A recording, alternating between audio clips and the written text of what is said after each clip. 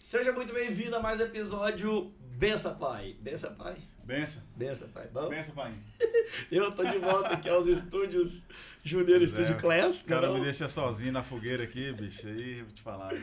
Bença Pai, um produto, né, um conteúdo paternidade. Seja muito bem-vindo, você que está nos escutando ou nos assistindo. Senta confortavelmente na sua poltrona, porque a partir de agora, um conteúdo do céu para você. Weslão, nós temos aqui um convidado especialmente familiar. Fala aí, familiar foi bem sugestivo, né? O nome dele é Fred Alves, mais conhecido como meu cunhado. Eu chamei ele de My Cunhade. Tem uma história, porque, cara, esse cara é um irmão, é um cara que...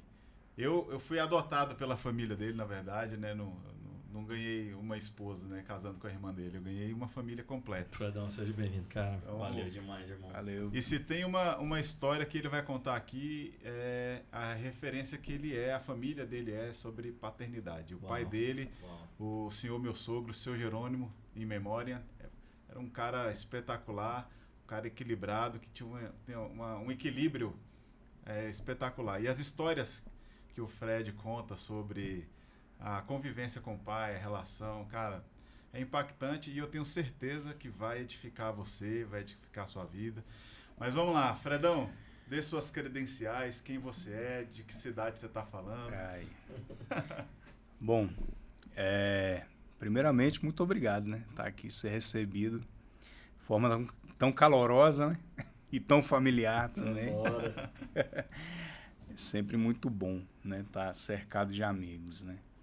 Então, meu nome é Fred Alves, hoje eu estou presbítero na Igreja Presbiteriana Yahvé Nissi, seminarista no Seminário Presbiteriano pela igreja também, pelo presbitério de Taguatinga, né?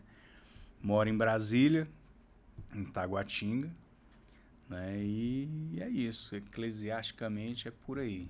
Né? Um abraço aos nossos irmãos de Brasília, capital federal. E deixa um abraço também para os nossos sobrinhos Ana Paula, né, a famosa Paulinha, e o Jojo, o Joshua, né, e para eu chamei de Cunhade também, minha cunhada, minha concunhada Adriana, Drica, é um prazer enorme estar aqui com você. Na verdade, isso é um ambiente familiar mesmo, né, cara? É o que a gente tem falado aqui sempre, né, Vitão? Amém. É um ambiente familiar. E eu tenho aprendido que na mesa a gente sorri, a gente chora, a gente fala de coisas profundas sobre a vida. A gente é um pouco quinta série às vezes também, a gente fala umas besteiras. Faz parte. Porque faz parte, cara. A gente, é vida na vida. É vida sendo gasta. E nada mais paterno, nada mais essencial do que trazer para a mesa pessoas que têm histórias, né, relevantes para contar. Inclusive, uma coisa que a gente aprende muito no Legendário, então, é sobre... Eu falei pro Flávio que teve aqui no episódio anterior, e se você quer saber o que a gente conversou aqui no episódio anterior, acessa lá youtube.com/paternidade.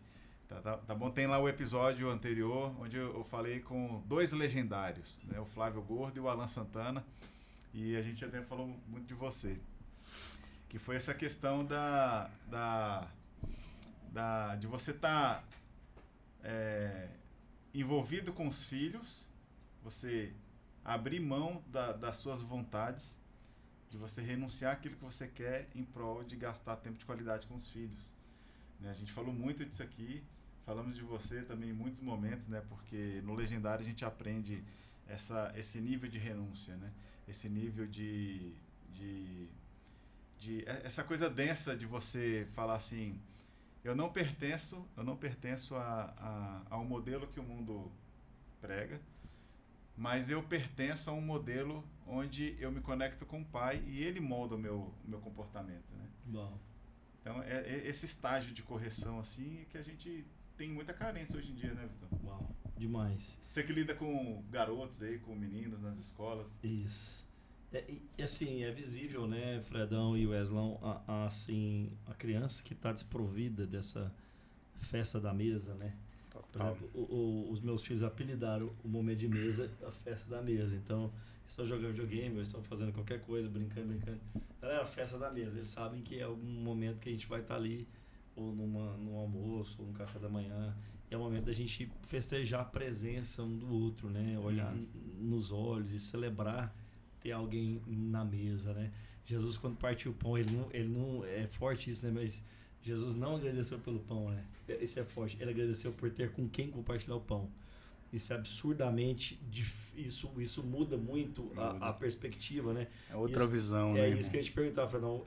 Assim, qual a idade dos seus filhos, cara? Fala um pouco dessa parte, assim.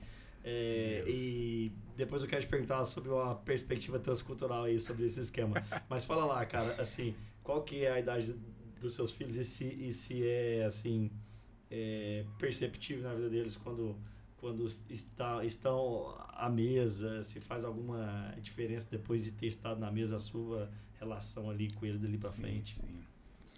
Então, como o Wesley falou aí, né, sou pai da Ana Paula, hoje com 19 anos. Uau! Né, minha ovelhinha, né, sempre chamei ela de ovelhinha, que ela tinha um cabelinho de ovelhinha também. Posso até compartilhar uma coisa que eu acho que é uma cura na vida das meninas, né? Isso. E o Joshua, ele tem 15 anos, né? Faz 16 agora, em fevereiro. Né? Passou aí já da idade de criança, já na adolescência. Já estão Uau. Na adolescência. Alguns pais falam aborrecência, né? Mas eu me sinto muito abençoado, sabe? Muito afortunado, né, pelos meninos que Deus me presenteou, assim, né? Então, assim, os nossos momentos de compartilhamento em casa são, acho que todo pai, toda família, quando vive essa cultura, vê quão especial é, né? Bom. Vê quão especial é esse momento, né? Então, na verdade, eu vejo os frutos disso quando eu converso com outras pessoas, sabe? A gente fez um projeto lá na igreja, acho que a gente deve até compartilhar aqui no decorrer do podcast, que foi a escola de meninos, né?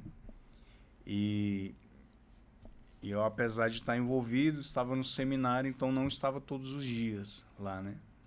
E, enfim, então eu estive presente nos momentos que eu estava ministrando, né? E acabei ouvindo de outras pessoas, né, relatos de Joshua compartilhando, né, coisas, por exemplo, isso aí, tudo que a gente está falando, meu pai já conversou comigo. Isso aí é das maiores glórias nossas. Né? E eu falo assim, cara, isso não tem preço, sabe? Isso é maravilhoso mesmo. Aí um dia a gente estava passeando, né, recentemente, aí o pessoal perguntou, Josh, que livro que você já leu todo? Aí ele falou assim, eu já li Missão Homem de Verdade, eu e meu pai. Caraca. Sabe? Então, o primeiro livro que ele lembrou, né? Assim, então, é uma forma da gente ir marcando, né, imprimindo um pouco de nós, né? E, na verdade, imprimindo o que Deus traz pra gente imprimir neles, né? Porque acho que é até melhor do que as nossas impressões, né? A gente tenta aí, vai apagando o que a gente consegue identificar que é de ruim, né? Que é de mal e natural nosso. E tenta imprimir neles pessoas melhores, né? Cidadãos melhores, cristãos melhores. Eu quero que você fale mais sobre esse negócio de escola de meninos, nessa perspectiva, Fredão. Explica mais o que é essa escola de meninos. É uma inspiração, assim, a gente veio falando ali em off nos bastidores, né, Aslão? Com o Fred, assim, e ele vai elencar aqui para vocês verem agora os tópicos dessas aulas, o que era, enfim, e a importância, assim, profunda desses tópicos, e eu digo até visceral na formação de um homem. Assim, o que você perguntou dos alunos que viajam com a gente, né? Tá aqui com o PASGO. Pessoal, é o seguinte, impressão da paternidade na vida da criança nada mais é tão simples, é a relação, né? O tempo de relação. E é tão desigual, é tão injusto o tempo que a gente tem com os nossos filhos, porque se a gente for parar para pensar e se formos honestos, a gente tem muito menos tempo com os nossos filhos numa cartela diária do que gostaríamos de ter. Por exemplo, eles ficam mais tempo na escola, ou seja, passam mais tempo com seus amigos de escola do que com nós, conosco. os pais ficam mais tempo diante da tela do que na nossa presença. Então, assim, o que sobra, vamos falar assim, de uma maneira mais grossa, para nós, pais, pastorearmos os nossos filhos ou imprimir a nossa característica neles, sobra ali esse... Então, se não for marcante esse tempo, ou se a gente não for intencional de tirá-los, às vezes, dessas distrações Sim. ter um tempo relacional, a gente não consegue fazer essa impressão da paternidade neles, né? Então, assim, no caso dessa escola de meninos, o que eu vi, assim, é um resgate dessas colunas balizantes, assim, de uma paternidade. E o que o Wesley falou, imagina a formação dessa... Gente, você que está nos assistindo e nos ouvindo, presta muita atenção nos tópicos que o Fredão vai falar agora. Olha o que essa escola de meninos faz e pensa como essas crianças vão se tornar homens melhores no futuro. E antes dele ler os tópicos ali, eu acho interessante o seguinte, outro dia eu estava conversando com a Ana Júlia, falando sobre respostas, né? Elas estão numa fase assim de buscar respostas para tudo.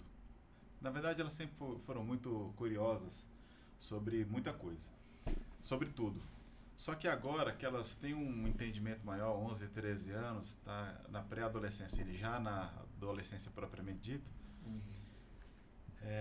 a gente vive essa coisa assim em família, né? Essa coisa dos filhos contarem com a gente primeiro do que contar com as pessoas de fora. E aí, a gente conversando sobre isso, eu vi uma frase que dizia assim que o mundo vai querer dar respostas para os nossos filhos, né?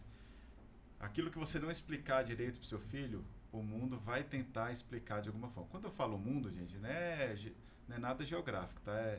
É o inimigo das nossas almas mesmo, tá? Propriamente dito, é o plano arquitetado do inimigo de poder confundir a mente dos nossos meninos, né? Por isso que a palavra de Deus fala para a gente inculcar a palavra dele, a mensagem dele na mente dos nossos filhos, entendeu? Para poder eles saberem fazer discernimento daquilo que é de Deus, daquilo que não é. Então, quando eu falo uma coisa para elas, aquilo ali vira uma referência forte. Falando, peraí, eu não sei se eu devo fazer isso porque meu pai e minha mãe nunca falaram sobre isso. Então, assim, esses temas que o Fred vai narrar agora aqui são respostas. Eu acredito que antes da organização desenvolver esses temas, foi feita uma pesquisa, uma pergunta, uma oração, uma meditação sobre o que está gritando no coração dos nossos meninos, né? Então, acredito que a partir de... Foi, Fred? Faz sentido o que eu falei? Faz sim. Os jovens têm essa necessidade de ouvir sobre isso? Totalmente. Queria só antes de criar um suspense, né? Mas não saia daí, né? Não saia daí, já.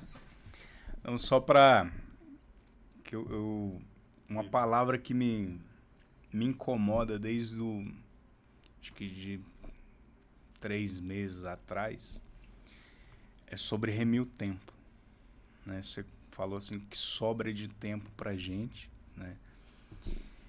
E cara, remir o tempo pra mim tem sido o desafio, assim, sabe? Porque se você for ler lá fazer uma exegese da palavra, né? Remir o tempo é comprar de volta. Uau. Né? E eu tô nessa ação ainda, né? Teve projetos que eu propus devolver o que eu já tinha sido pago. Eu falei assim, cara, eu preciso de tempo, sabe?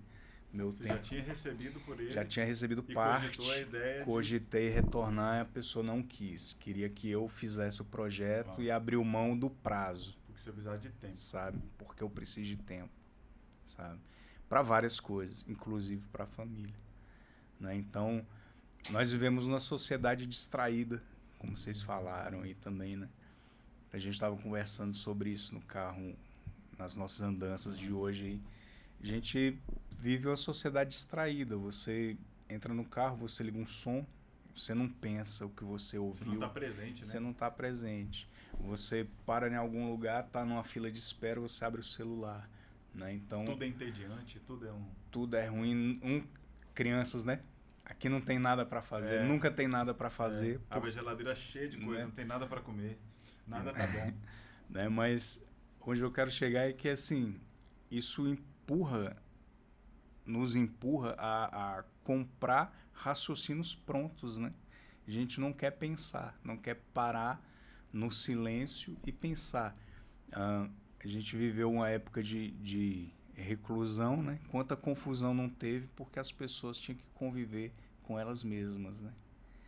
Então, isso eu acho que a gente precisa trabalhar também, né? E, enquanto pais, a gente precisa remir nosso tempo e parar de sacrificar o nosso tempo ao Deus dinheiro ou ao trabalho, né? Que é muito a desculpa dos pais, né? Mas eu tô trabalhando, né? Mas às vezes você não precisa, às vezes você precisa abrir mão de um bom trabalho, né, Vitão? Então sabe bem como é que é isso. Precisa abrir mão de um bom trabalho porque a nossa preciosidade é a família, né? Então a escola de meninos, ela veio na verdade para provocar muita coisa, né? Provocar os meninos e provocar famílias também, né? Foi idealizada pelo meu pastor, o reverendo Daniel Sampaio, né? E a gente trabalhou por 3 meses, um encontro por semana. Uau. A gente teve 18 meninos, eu acho, entre 15 e 18 Meninos adolescentes. Homens mesmo, os meninos homens. Adolescentes. Acho que tinha... Os adolescentes. Acho que tinha 2 garotos que eram de maior, assim, recém-completado 18, né? Ou 17, 18. Né? Então, os temas foram assim, sem mais delongas, né? Para você que está esperando aí. Essa falação aí. Aí os temas foi assim, ó. Bem-vindo à jornada na construção de um homem, né? Que foi a boas-vindas e foi bem um tratamento de choque, assim, um sacode neles, né? Vê se cresce, não se torne um adulto infantilizado. Eu acho que não precisa ir longe para ver isso refletido na nossa sociedade, né? Não queime etapas, uma palavra sobre castidade. Também o Vitão aí trabalha com a garotada aí nessa época aí dos hormônios pipocando, né? O que as mulheres buscam em um homem, né? Qual a idade para namorar e quais os requisitos eu devo observar. Pornografia 1, um pecado escravizador. Pornografia 2, como se livrar dessas amarras. Entenda sua missão, amar, proteger e prover. A maldição da preguiça e o comodismo na vida do homem. E corte o cordão umbilical, rompendo a dependência emocional e financeira. Vocação e profissão, tudo para a glória de Deus. E por último, tenha a sua própria experiência com Deus, construa o seu próprio legado. Vocês fizeram isso, já concluiu essa primeira? Já concluiu. Já concluiu. E qual é o termômetro aí? Como que você sente? Como eles começaram e como terminaram? Cara, o que você conta de... Tem o que eu comecei a falar aí, que eu me orgulhei de Joshua, né? Falando que ele já tinha ouvido algumas coisas disso comigo, né? Mas a gente tem visto relatos das famílias, né? Falando que os meninos estão mais proativos, mais solícitos em casa, né? Mais preocupados com a mãe, com a irmã, né? A gente provocou um pensamento sobre o que você vai ser, né? Qual a sua vocação, né? Eu que ministrei essa parte também. Então, levei, por exemplo, o Ikigai para eles tentarem vislumbrar, porque nós somos multifacetados, né? Então, você você tem sua vocação, você tem sua paixão, você tem o que você acha que o mundo precisa. E muitas vezes a gente não sabe como prover ou como ganhar dinheiro com isso, né? Então, o Ikigai, para quem está ouvindo também não conhece, eu não sei nem como definir direito, assim, mas é uma ferramenta japonesa, isso, é uma ferramenta japonesa que eles usam, você vai classificando ali e descobrindo o Ikigai. O Ikigai, ele é a sua plenitude, assim, é um lugar onde você está fazendo uma coisa que vislumbra tudo isso, vislumbra a sua paixão, vislumbra o que o mundo precisa, vislumbra o que você pode ser pago para trabalhar e vislumbra a paz que o japonês exala, assim, né? Então, no livro Ikigai, assim, por exemplo, tem o relato de um senhor que o Ikigai dele é escolher peixes, escolher salmão e preparar. Onde ele se sente pleno, completo, é quando ele está fazendo aquilo. Né? Ele é dono do maior restaurante no Japão. Né? O Obama já foi comer lá e tudo. Ou seja, então, é como, acho que o Max Lucado falava sobre sweet spot, né? É como se fosse o seu ponto mais doce. Isso. Se pudesse falar assim no mais rasgado, é o centro da vontade de Deus. Exato. Você foi criado para isso, Você né? Foi criado Você foi criado para fazer isso. Entendi. É uma por pergunta aí. muito Por assim, é uma pergunta muito relativa, né, no sentido dessa geração de hoje, que eles perguntam assim, qual que é a minha missão, né? Qual que é o meu propósito, identidade de propósito. Você entendeu o que dizer, né? Pra quem tá assistindo aqui, tem programas famosos aí, o ID, IP. Mas identidade e propósito, basicamente, reflete lá quando a criança vai escolher a faculdade e pergunta, papai, posso escolher tal curso para eu cursar, né? Qual que seria a melhor resposta de um pai centrado? Fala assim, filho, o pai, de acordo com o que a gente entende aqui nessa mesa paterna aqui, gente, o pai já deveria saber um pouco ali das funcionalidades, das habilidades da criança. É isso. Então, um conselho de pai seria um curso que contempla as habilidades daquela criança, e não um curso que dê dinheiro ou que está no hype, enfim. Então, se ele entende o Ikigai, se ele entende o propósito, entende a missão, fica muito mais fácil, né, aquela família entender ou direcionar aquela criança. Falar nisso, pessoal, daqui a pouquinho, vou fazer mais um mistério aqui. O Weslão vai falar. O Weslão vai dar aqui umas recomendações literárias, né? Para você que quer entender mais essa questão desse universo paterno, dessa temática, né, tão cara para a gente aqui, que é a hombridade, masculinidade e a paternidade à luz da Bíblia e melhores ferramentas para você instruir seus filhos, tá?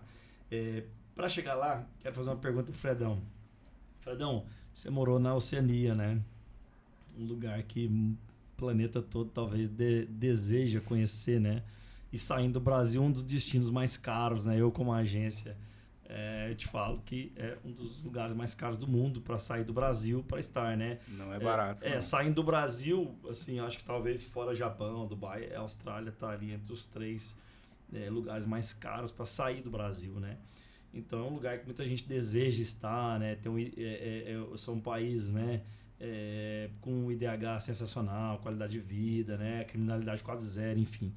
Comparando tudo que a gente está falando aqui de problemas viscerais que as famílias brasileiras vivem, o que você percebeu, Fredão, lá das famílias da Austrália e da Nova Zelândia, assim, no convívio, cara? Eles têm esse tempo de mesa, culturalmente, ou não têm?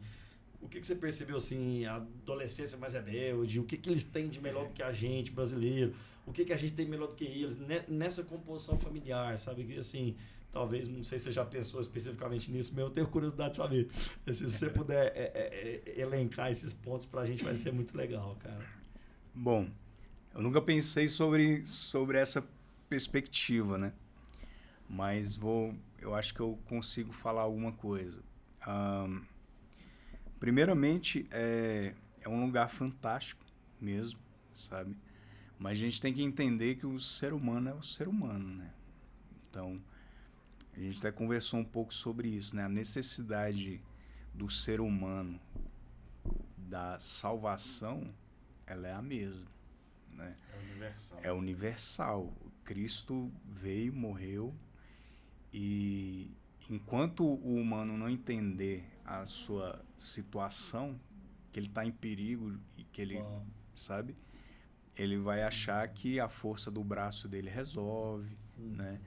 Então é extremamente... Eu estive lá em missão, né? Então, é extremamente difícil você compartilhar do evangelho ou ainda mostrar a necessidade do evangelho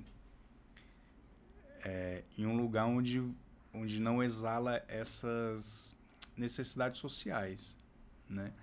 Então, assim, mas o ser humano ele é pecador tendo necessidade social ou não, né? Verdade, tendo dinheiro ou não. É verdade. Né? É verdade.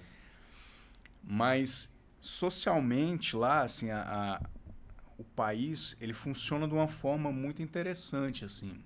Vou contar uma experiência que a gente teve lá. A gente estava de folga, né? Final de dia, assim. Vamos passear.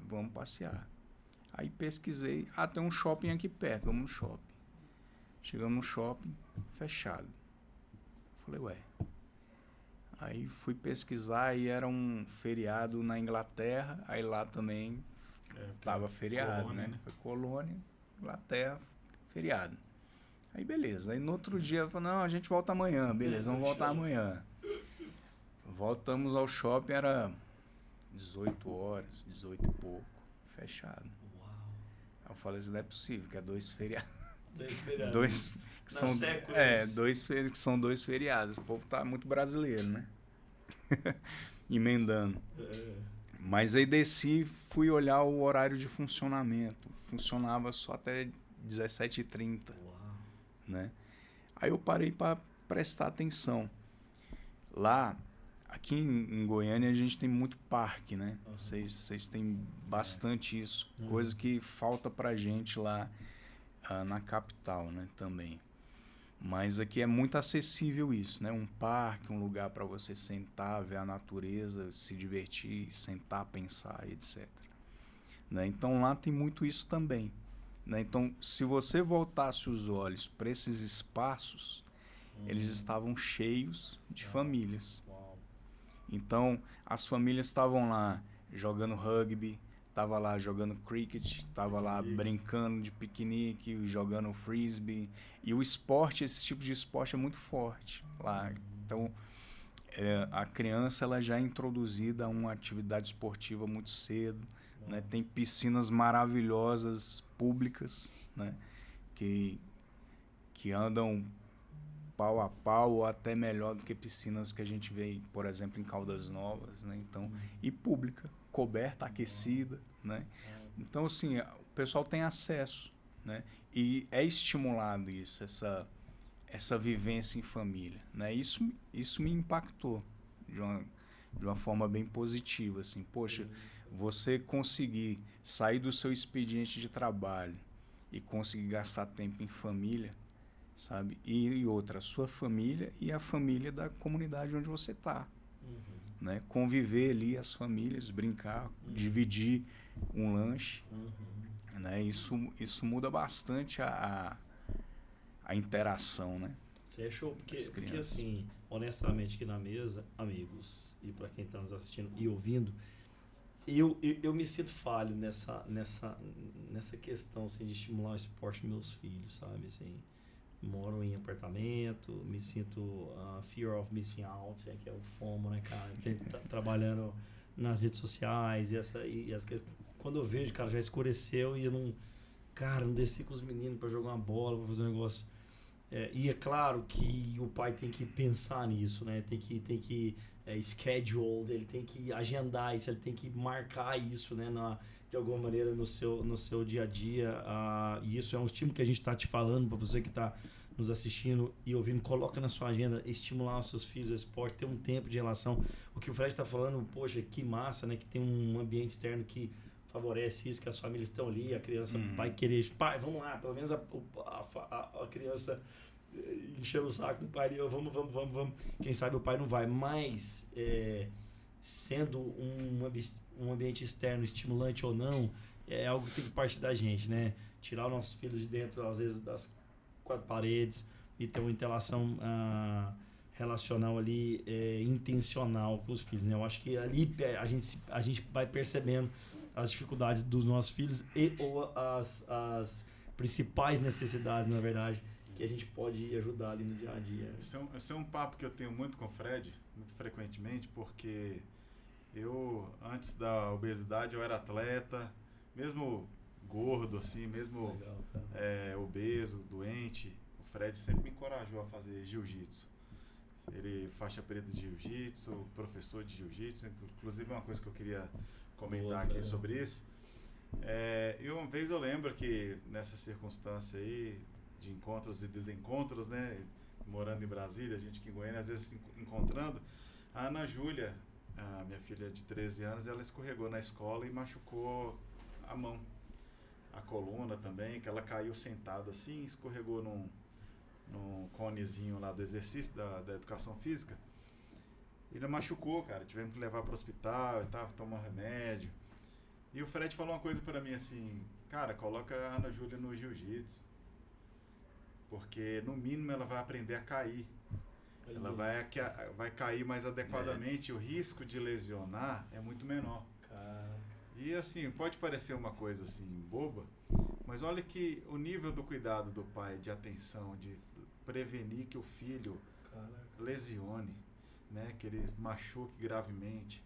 Então eu fico pensando, fora os benefícios que a própria prática do esporte promove, né?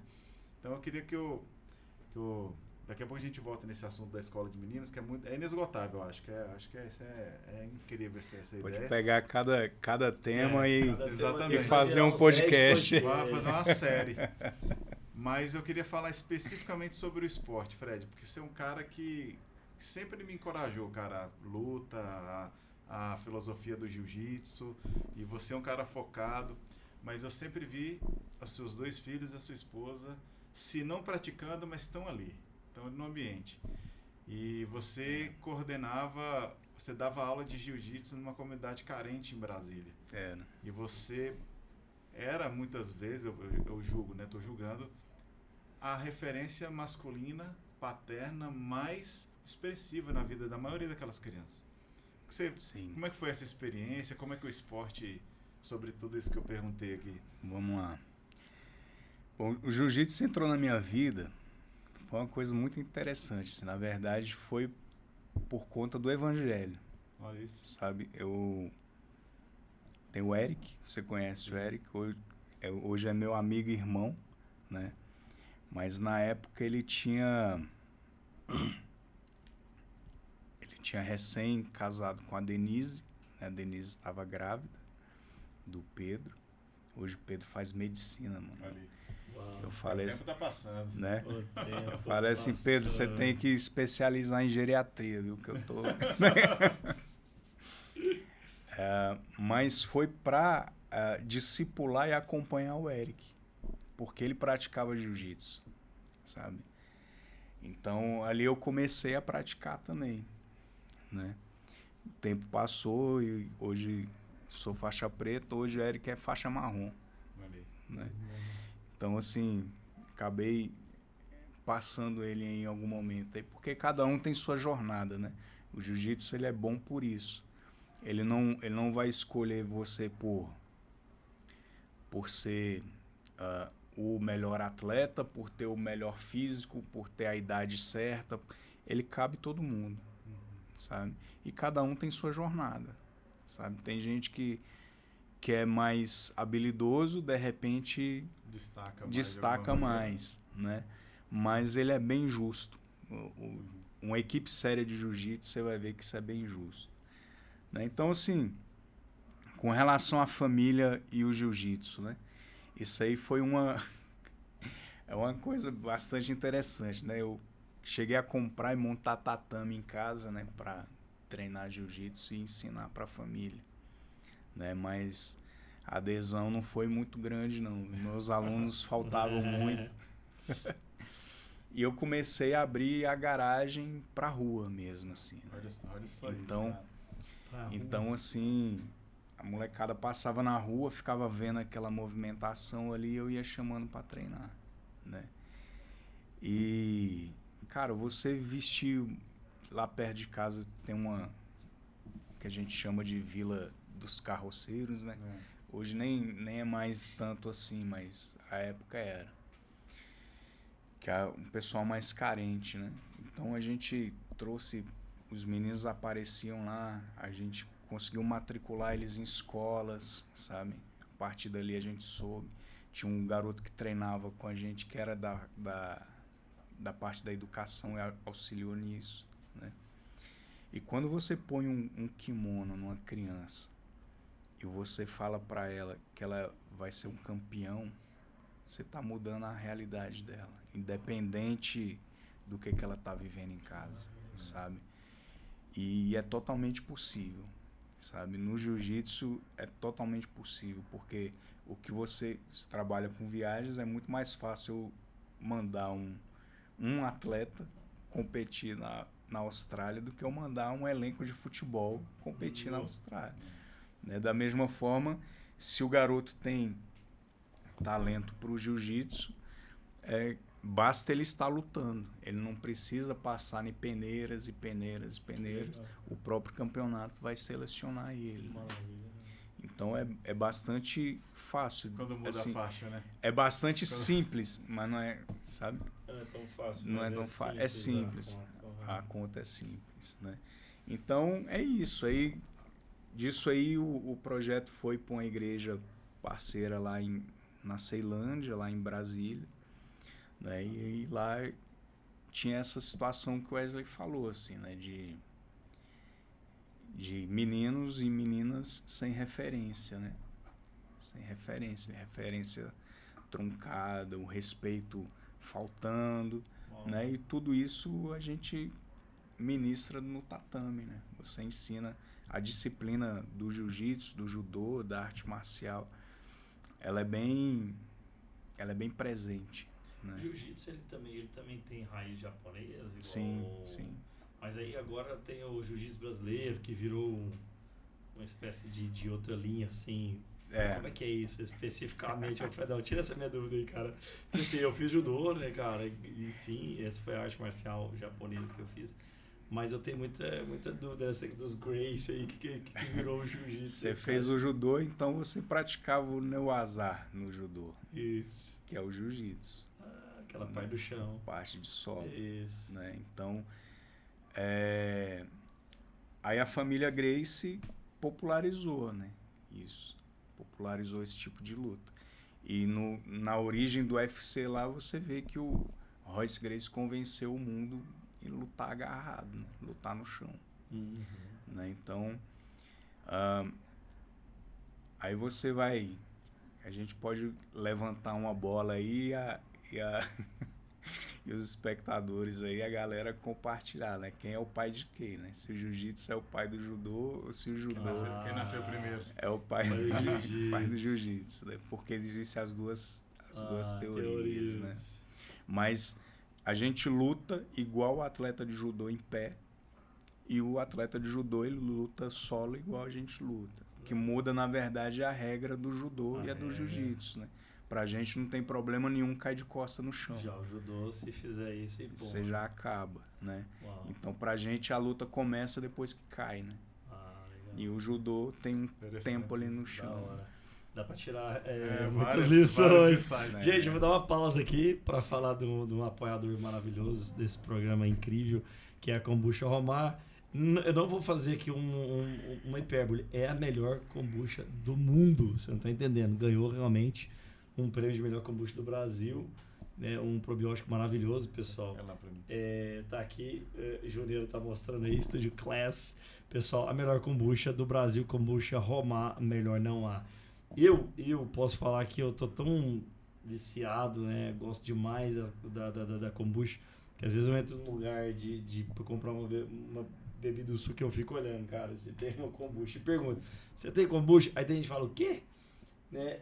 Tem muita gente que ainda não conhece kombucha. Você que tá escutando aí, vai pesquisar agora kombucha. A sessão de bucha é ali no de bucha.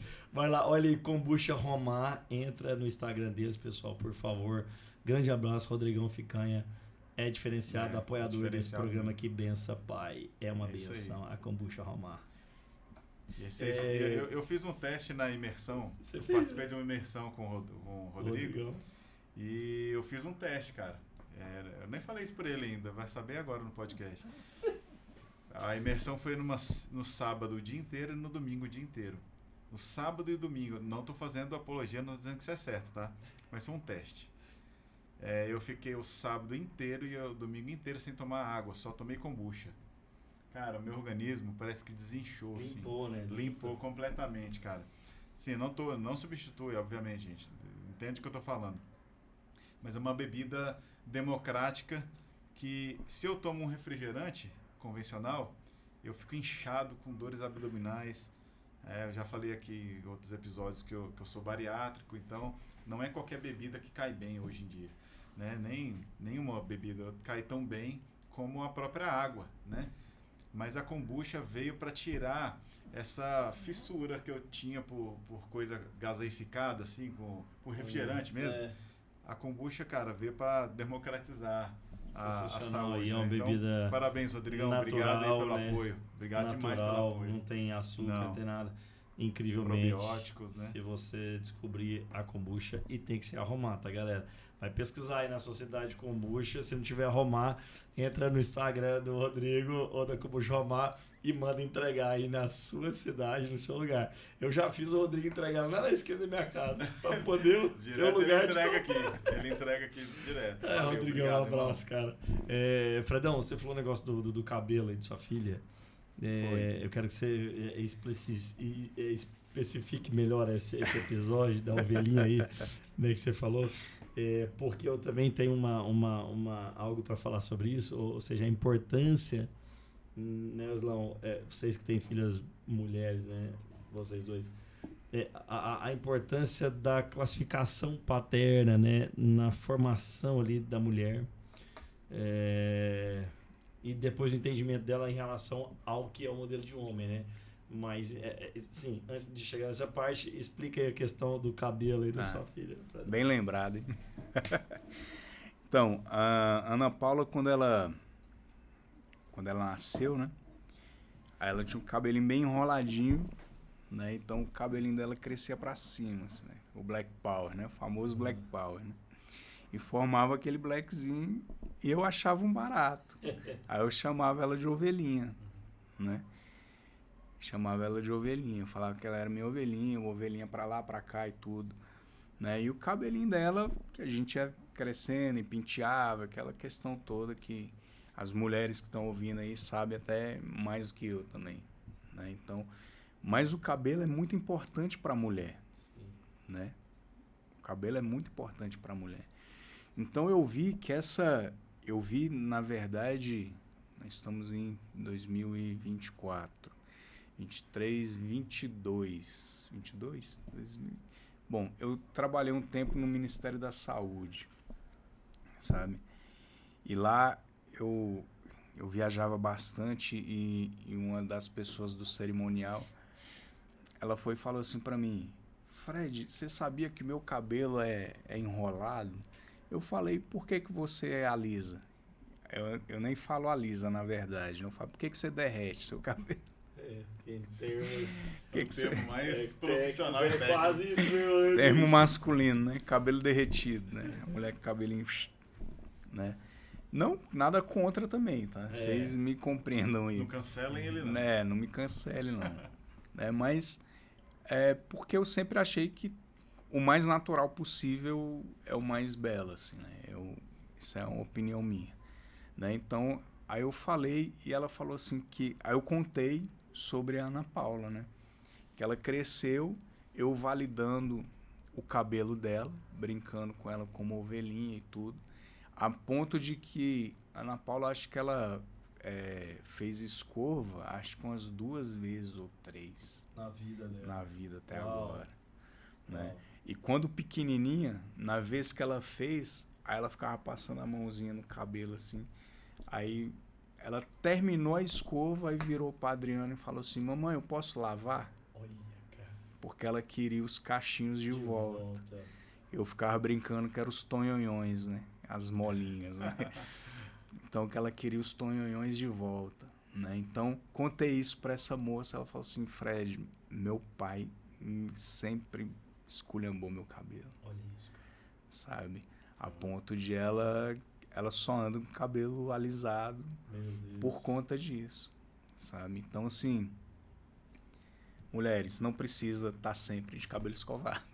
Olha a força que o pai não tem, né, cara? Ou da figura masculina. Isso. A Suzy, eu apaixonei nela, o Fred Riveslau também. A gente tinha 10 anos de idade, né? A primeira vez que eu apaixonei pela minha esposa, né? A gente estudava junto na escola.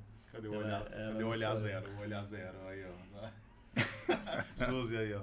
Suzy, ela sabe disso. O que acontece? Ela tinha um cabelão de leão, assim, também, né, cara? Uma buchona top, assim, que eu achava magnífico, cara. Assim, eu achava aquela jubona, cara, eu ficava, mano, que juba. Também o cabelo enrolado e a mãe dela tentava escovar, mas ficava uma jubinha, né, cara? Eu achava maravilhoso. E, enfim, e aí, quando a gente casou, ela tentou alisar algumas vezes. Eu falei, não faz, pelo amor de Deus e tal. Eu gosto de você do jeito que você é. Essa frase é forte. Sim. Igual você falou, mais forte, mais próximo do natural possível. Eu amo o jeito que você é. E um dia eu tava dando aula, cara, eu não me lembro que contexto que foi, alguém chegou nessa conversa de cabelo. E eu falei bem rapidamente, não, gente, a minha esposa tinha o cabelo assim, eu amo ela. Eu comecei a amar ela do jeito que ela era, né? Eu vi que as meninas ficaram assim, eu percebi que era hora de ser mais intencional. E eu falei assim, vocês, meninas, se amem do jeito que vocês são, que um dia vai aparecer alguém que vai te amar do jeito que você é. Eu lembro muito bem que a menina ficou um pouco emocionada ali, sabe? Mas não falei nada com ela, nada. Semanas depois, essa menina veio falando, cara, que aquela frase que eu tinha falado na sala de aula, sabe? Um professor despretensiosamente, durante 5 minutos da aula, que tirou para falar algo sobre isso, e fez um efeito nela. Ela falou assim pra mim, olha, eu sempre tentava alisar meu cabelo e tal, porque eu nunca me aceitava do jeito que eu era e tal. E aquele dia que você falou, eu fui pra casa, lavei meu cabelo, deixei ele voltar ao natural, me senti muito melhor comigo mesmo. Uau. Talvez não tenha o pai, não tenha alguém pra fazer isso. Eu vejo hoje mulheres que os maridos criticam. Você, marido, se você critica a sua mulher, eu vou pegar o Fred, nós vamos dar uma jiu-jitsada em você, cara. Nós vamos te mobilizar, salafrário. Pode me chamar também. Vamos nós três a te pegar, cara. Porque, bicho, se tem alguém que tem que validar a mãe dos seus filhos, é você, cara. Sem dúvida. É você, cara. Ou você vai esperar o Ricardão elogiar o cabelo natural da sua mulher, bicho. Então, assim, se tem uma coisa mais maravilhosa do mundo, é os filhos ver o pai elogiando a mãe. Verdade. Isso dá uma segurança abissal, profunda, maravilhosa, saradora, curadora. Então, maridos, elogiem suas mulheres, né? Na nossa opinião aqui, ao mais natural possível, né? Eu quero pegar um gancho nisso aí que vocês estão falando. Nós estamos conversando, né? Sobre os livros, né, que eu trouxe. Vamos lá, você que esperou até aí o final, pessoal. Porque, na verdade, tem muito conteúdo. Tem muita coisa, cara, da postura do homem que ele não foi treinado. Eu não fui treinado para ser homem, entendeu? Para fazer isso aí. Eu não fui treinado, ninguém pegou, é assim que faz. Eu não tive essa referência masculina, não tive nada disso. Então, eu tive a igreja, né, que me abraçou, que cuidou de mim, que teve paciência comigo, né? Amém. E os homens dessa igreja, sim, eles exerceram esse papel. Então a leitura, ela sempre esteve presente na minha vida de alguma forma. E eu tenho lido bastante sobre paternidade, sobre como lidar com as emoções, sobre como o seu temperamento ele pode afetar o meio que você vive.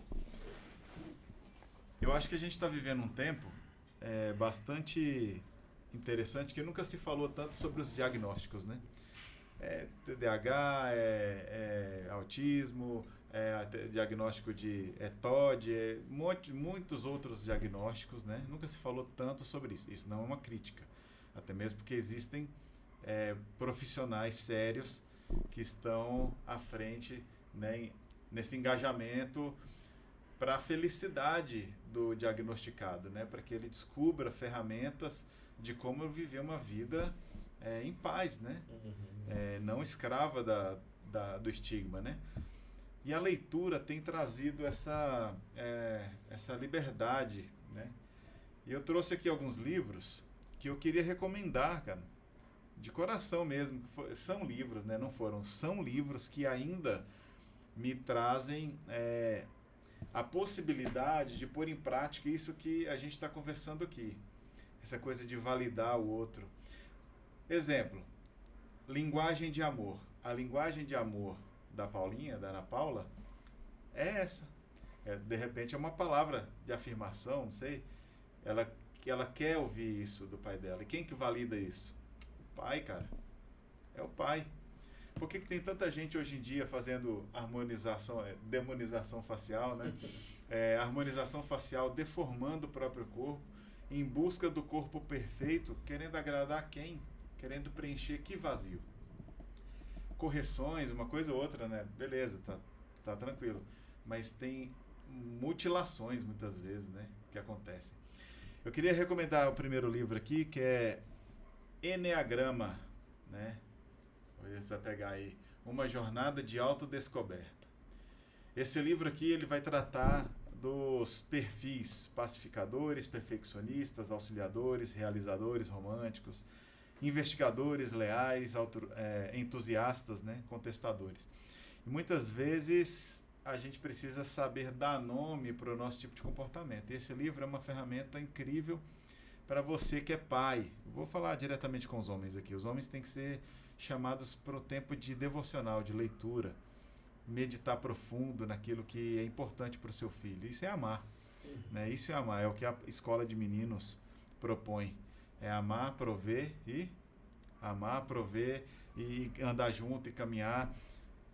Se você está se enchendo de conhecimento saudável de Deus, ferramentas que vão potencializar a sua família, você está amando sua família, você está fazendo isso por cuidado. Então, esse livro, Eneagrama, Uma Jornada de Autodescoberta, esse livro é fantástico.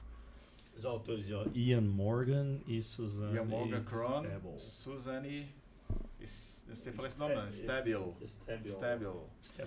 vai depender da onde o cara é. O primeiro livro do pastor Fabiano Ribeiro é o Paternidade Bem Resolvida. Esse é clássico, tio. Um abraço pro pastor Fabiano. Ele é um querido, as palavras dele são assim redentoras demais, redentivas. O poder da cura por meio da paternidade. Então assim, isso aqui é fantástico, é um livro que eu estou lendo pela terceira vez. Maravilha. Eu estou detonando esse livro aqui. Maravilha. E em resposta a esse livro, o pastor Fabiano, em parceria com a Leila Paz, e o prefácio desse livro aqui, eu não estou ganhando nada não, tá, gente? É só porque fez muito bem para mim, né? Mas eu quero compartilhar o que é bom. O prefácio do Brunão Morada. Escolha ser filho, paz e segurança para superar a orfandade espiritual. Uau. É a sequência desse livro do Paternidade Bem Resolvida. E para fechar, como ele está falando aqui de orfandade, eu quero falar do movimento O Mundo Precisa de um Pai, que inclusive o Vitão também é um colaborador, é um facilitador aí, é um cara que tem... Isso aqui, gente, não é um livro de historinha que é um livro para você ler na hora de dormir, para relaxar a mente. Isso aqui é um material feito com muito carinho, são dados, estatísticas, são números de um campo até mundial. É um campo mundial. Sim, sobre a presença, os danos da orfandade na humanidade. Bom. Então, às vezes a gente pensa assim, a paternidade, as feridas paternas geram problemas sociais, as feridas maternas geram feridas sociais. Não, gente. Tudo é culpa da orfandade. Tanto é que tem gente que tem pai presente, tem tudo ao seu alcance, tem toda a provisão possível, tem boa educação, mora num bom lugar, mas não se sente filho. Uau. Então, o convite desse podcast, desde o início, é promover a cura da orfandade, né, por meio da paternidade saudável. A paternidade horizontal e a paternidade vertical. Então, eu estou tentando fortalecer esse conceito para trazer cura mesmo. Vitão?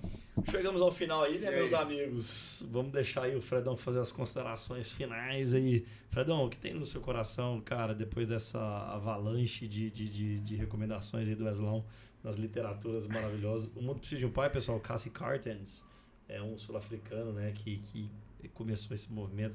Vai procurar sobre ele para você ver. naquele filme Invictus, né, ele aparece, né, nesse filme. Ele é o capelão lá do time de rugby da África do Sul. E começou esse movimento que hoje ele é mundial. Mas depois dessas recomendações avassaladoras do nosso amigo Yaslão aqui, Fredão, faz as suas considerações finais. E, cara, de antemão, muito obrigado por ter aceito o convite aqui, de sentar nessa mesa, né, de ter essa celebração paternal aqui conosco, por favor, meu querido. Eu que agradeço demais vocês me receberem aqui, né? Bom, recomendação de livro eu sempre gosto, né? A gente sempre conversa muito sobre literatura, né? E o que fica na minha mente é que a nossa sociedade, os nossos pais precisam ler mais, né? Eu tenho um amigo que ele sempre fala assim, vou esperar virar um filme. Né? Vou esperar virar um filme, né? Mas como a gente comentou na questão do ruído, né? A gente vive comprando raciocínios, né? E você desenvolve o seu raciocínio na literatura, né? Sua crítica, seu ponto de vista próprio, né? Então eu acho que é por aí. A leitura, como o Wesley falou, a devocional, né? Ele falou do Brunão Morado aí também, que eu lembro que quando eu ouvi a música, eu não vou lembrar o nome da música deles, velho. Então canta. Não. Não. Mas ele fala... Essa mesmo, hein? Que fala sobre subir um monte, né? Sim, e tudo. Eu lembrei da administração do Douglas Gonçalves, que ele estava fazendo um paralelo ali sobre a questão do... que a gente fala muito isso no mundo evangélico, né? Essa pregação foi uma feijoada, não tem isso? O leitinho espiritual, a comida sólida, né? E ele põe isso em xeque nessa passagem, assim, porque quando Moisés subiu aquele monte ali, aí a gente gosta de cinema, vamos pensar a cena. Cara, um monte tremendo, chacoalhando, nuvens, raios. E o povo falou para Moisés assim, sobe para que não morramos, né?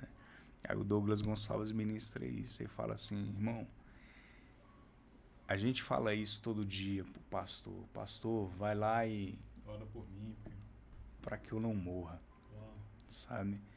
Porque Moisés desceu e trouxe a palavra de Deus, né? O povo já estava desandado já quando ele desce, né? Mas a gente se esconde nisso, né? E tudo que a gente escuta, na verdade, é leite espiritual, né? A comida sólida é quando você pega a palavra e você medita e você lê lá que Deus é amor, que o verbo se fez carne, né? E, sabe, e quando você digere isso, você mesmo processa, isso é o espiritual. É o alimento sólido, né? Por mais simples que isso pareça, assim, né? Por menos esplendoroso que isso possa parecer, mas é Deus falando com você. Deus escolheu a literatura, a letra, para transmitir a verdade dele, sabe? Ele escreve assim. Então, ele tava ali, sabe? Eu gosto muito de ouvir o Douglas Gonçalves. E aí ele fala sobre... Eu ouvi essa semana, anteontem, com a Adriana, ele falando sobre... Ele falou assim, cara, imagina você encontrar Sadraque, Mesaque e perguntar assim, cara, como é que foi lá na fornalha? Sabe? Aí ele fala assim... Ele falou assim, antes de você perguntar isso, eles vão falar assim, peraí, mano, fala pra mim como é que é ter ele habitando dentro de você. Né? Sabe? Então, às vezes, a gente quer a experiência que os personagens bíblicos tiveram e a gente minimiza a presença de Deus na nossa vida. Né? Que é, cara, é o Deus habitando em nós, é o Emanuel conosco. tabernaculando, né? Aquela coisa eu quero a presença de Deus, mas eu tô dando a minha presença para ele também, né? Eu tô chamando ele para perto. Aquele que quer ouvir a palavra, irmão. Quer ouvir Deus, lê a Bíblia. Cara, gente, eu ficaria horas aqui escutando vocês dois são ricos demais, cara. Graças a Deus por você, Weslão. Graças a Deus por você, Fredão. Minha consideração e graças a Deus por você também, cara. Amém. Antes de vocês fazerem a de vocês, eu quero só falar um recado rápido aí para quem tá pensando em abandonar a família. Não faça isso. Não faça isso. Você é um homem, pai, que pensou que tá difícil, que tá complicado, que você não aguenta mais, que a vida inteira é assim, não muda. Deixa eu te falar. Deus pode ressuscitar qualquer coisa morta. Você acha que seu casamento está morto, você acha que sua paternidade está morta. Deus pode ressuscitar sua paternidade, seu relacionamento. Você pode viver ainda delícias eternas no seu casamento. Você está queimando aqui meu coração para falar. Não abandone sua família, não abandone sua esposa. Procure ajuda, procure homens que temem essa palavra, piedosos, que vão te ajudar, amigos de verdade, que vão te direcionar aí para você ter realmente uma nova vida, uma nova perspectiva de vida. Vai dar certo. Não desista. Esse é o apelo final aí. Inclusive, é uma proposta do Mundo Precisa de um Pai, né? A estratégia do mal é fazer com que os homens de bem não façam nada. Né? A estratégia do mal é que os homens de bem fiquem paralisados, entendeu? Então, essa palavra é muito boa, Vitão. Muito boa mesmo. Eu quero finalizar aqui mandando um abraço para o Alan Santana, da marca Atleta, que esteve com a gente aqui no episódio passado. Ele trouxe uns presentes para nós aí. Acabei esquecendo que ele deixou para você, mas eu vou te entregar em breve, viu? Alan, obrigado também. E eu acho que você quer falar alguma coisa aí da Compass Go. Aqui também apoiador aqui, nossa agência, né, que leva essa molecada toda pelos cantos aí do Brasil e do mundo. Compass Go, experiências pedagógicas. Um abraço aí às escolas parceiras, a galera que viaja com a gente. Deus te abençoe também. E é isso aí, Fredão. Valeu, mano. Obrigado Tamo demais. Valeu, Fredão. Tamo junto. Você é o cara demais, te admiro muito. Você nunca economizei elogios pro Fred, porque é um cara equilibrado, um cara sensato nas opiniões, não tô rasgando cedo à toa, um cara que é, assim, uma inspiração para muitos pais, né? Amém. Então, que continue sendo assim, que Deus te abençoe, leva o nosso abraço lá para Yavé. E nós estamos juntos mais sempre. O Estúdio Class está de portas abertas para você que quer gravar o seu conteúdo, para você que deseja os serviços do Juneira, fotógrafo esportivo. Você que tem seu evento, manda o seu contato para nós aí nas redes sociais e a gente vai criar essa ponte. Estúdio Class, o seu estúdio de podcast, de gravações de aulas, tudo que você precisar fazer, o estúdio está aí à disposição, tá bom? Então, vamos conversando e benção, pai. Que Deus te abençoe. Valeu, Vitão. Benção, pai. Vamos lá, mano. Deixa eu falar o Bruno Morado. Eu tô embaçado aqui. Aí, então, valeu, Vitão. Obrigado pela sua presença. Obrigado, Fredão. E vamos nessa. Vamos pra cima. Benção, pai. Falou!